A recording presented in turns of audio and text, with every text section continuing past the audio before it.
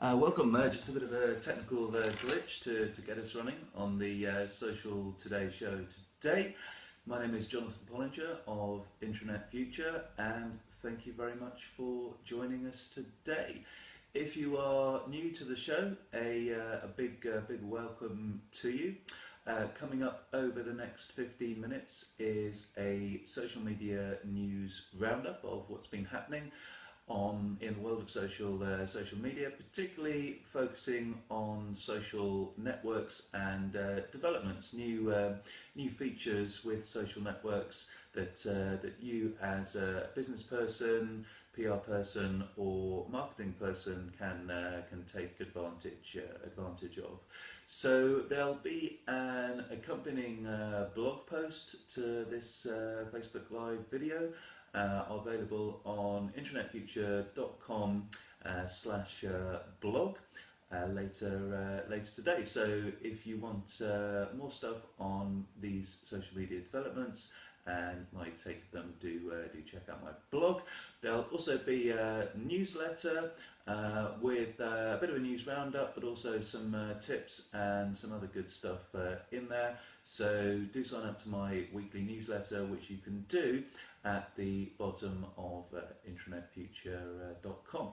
Let me just grab my cup of tea here. So let's crack on with the news this week. So kicking off with Facebook Messenger, lots of new features coming out on Messenger all the time, pretty much every week for the last few weeks now. Been talking of new features whereby you've got chat bots that are going to enable you to buy tickets and book taxis and that sort of thing with Messenger.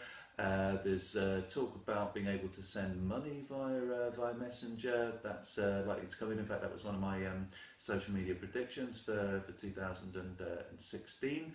And also ads coming in via Messenger. So this week the change is group calling. So you can basically have a conference, an audio conference with other people.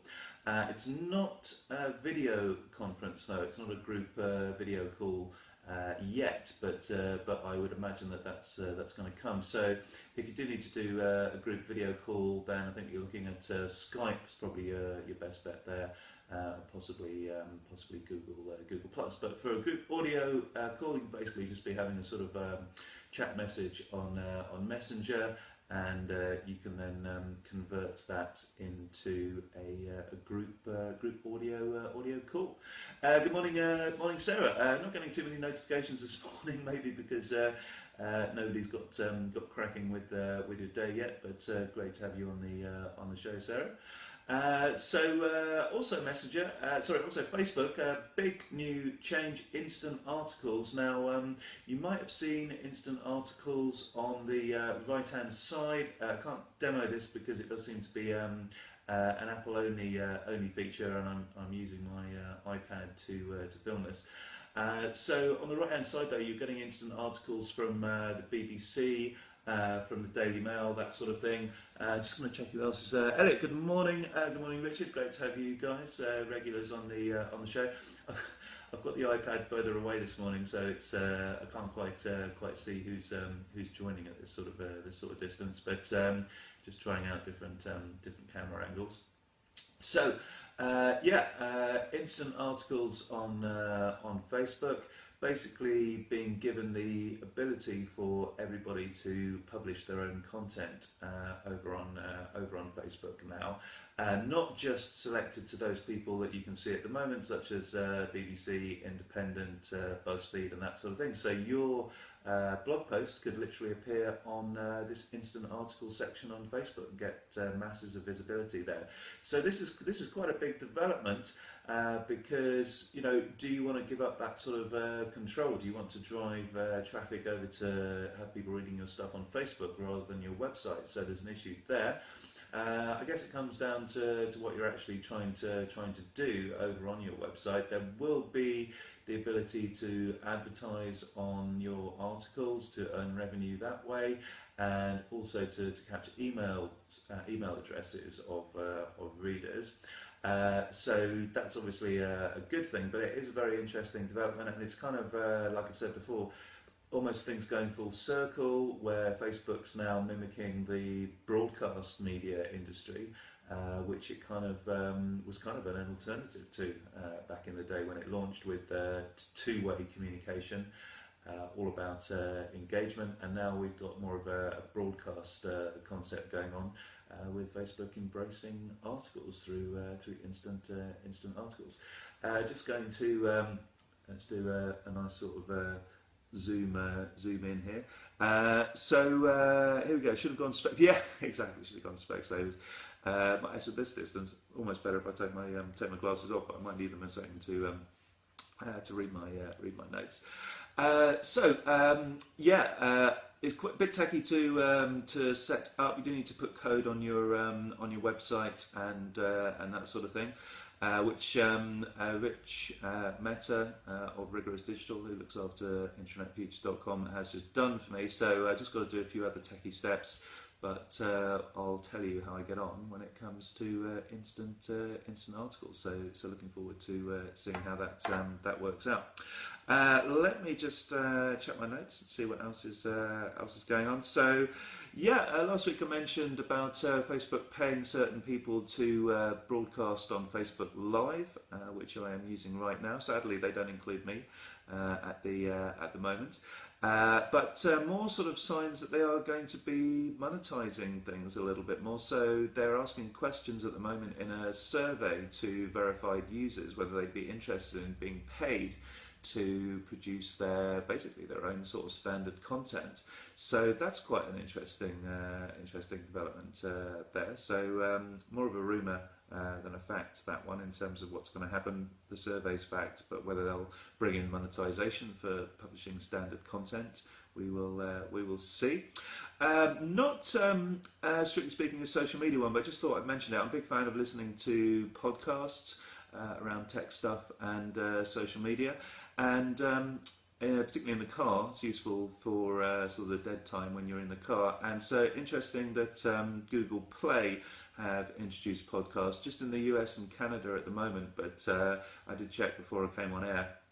Not available in the UK yet, but let's hope we can access podcasts through Google Play Music shortly. At the moment, Stitcher is pretty much the only Android app you can use for Android users, but of course you can get podcasts on iTunes.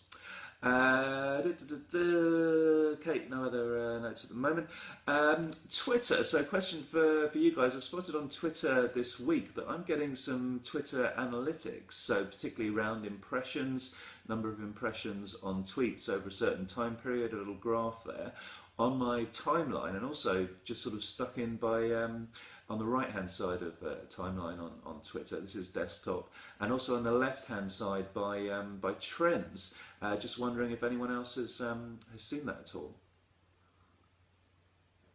So I haven't read up on this. Well, I've tried to read up on it, but there doesn't seem to be anything out there about it. So whether that's just something Twitter are experimenting with, which they are known for this, to throw out certain features to certain users to test them before considering whether to roll them out more widely. But that'd be it's quite useful actually to be able to see that sort of data rather than having to go into analytics, and it kind of reminds you that useful data is there. So for those of you, learning point there. If you're not already aware, or if you're not using it too much, do check out Twitter Analytics to see the engagement and reach of all your Twitter activity. Some LinkedIn news. They've got a new app for students, aimed at students who are about to graduate. So there's loads of universities and colleges now on LinkedIn. So they're basically trying to really grab hold of the student market with that development, with the new app. And last year they reduced the minimum age on LinkedIn to 13. So they are definitely going for the younger market there. Over on Pinterest have taken over an app called Curator, which is, I haven't used it, but apparently it's a mobile presentation tool that helps users combine images, text and content from different sources. And probably the main Pinterest news is launch of a new app, which sadly I haven't got on my iPad yet. It is iOS only at the moment, the new app. It is supposed to be brand new, quite a revamp, new clean look and faster loading pins. But quite often the UK are slightly behind the curve when it comes to new features on Pinterest, and it seems that we'll have to wait a little bit longer for the new app. On subject of perhaps not new features but something going away, sad to report that Catch, with a K, that I've promoted, catch.me, where basically you could store Periscope videos, is no more. It's shutting down. Won't affect me personally too much because I'm not really using Periscope so much now. But for those users that are, perhaps it's yet another reason to move over to Facebook Live, because as far as I know, there's now no way unless you manually download and then upload, which is a bit of a faff. Your Periscope videos, there's no way to keep them longer than 24 hours, where of course here on Facebook Live they are kept forever. So yeah, Catch shutting down. If you do want to see, by the way, you do want to see my past Periscope videos, there's over 200 now. I've uploaded them with Catch shutting down. I've uploaded them to YouTube. So you might want to do a search on there for literally any sort of tips that you're looking for, examples around social media. Lots of good stuff available on those videos on my YouTube channel. So just search for Jonathan Pollinger or Internet Future on YouTube, and you'll find those, or I'll send you the link if you're interested.